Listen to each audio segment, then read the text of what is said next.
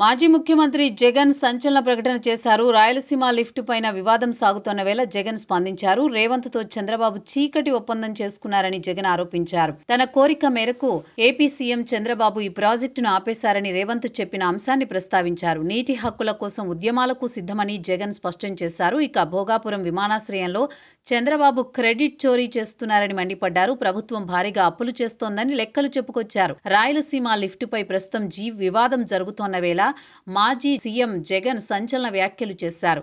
చంద్రబాబు స్వార్థ ప్రయోజనాల కోసం రాష్ట్ర ప్రజలను తాకట్టు పెట్టారని ఆరోపించారు.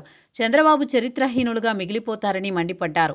రాయలసీమ లిఫ్ట్ ఆపించామని సీఎం రేవంత్ అసెంబ్లీలో చెప్పారని పేర్కొన్నారు. రాయలసీమ లిఫ్ట్ సీమ, నెల్లూరు జిల్లాలకు సంజీవని వంటిదని చెప్పుకొచ్చారు. పోతిరెడ్డిపాడుకు నీళ్లు రావాలంటే శ్రీశైలం 881 అడుగుల నీటి మట్టం ఉండాలని చెప్పారు. పోతిరెడ్డిపాడుకు 7000 క్యూసెక్కులు రావాలంటే 854 అడుగుల ఎత్తులో ఉండాలని వివరించారు. పోతిరెడ్డిపాడు నుంచి 2-3 సార్లే నీటిని తీసుకున్నామని జగన్ చెప్పారు. 2021లో ఎన్టీటీ ఆదేశాలు ఇచ్చినా అవి అమలు కాలేదని జగన్ చెప్పుకొచ్చారు.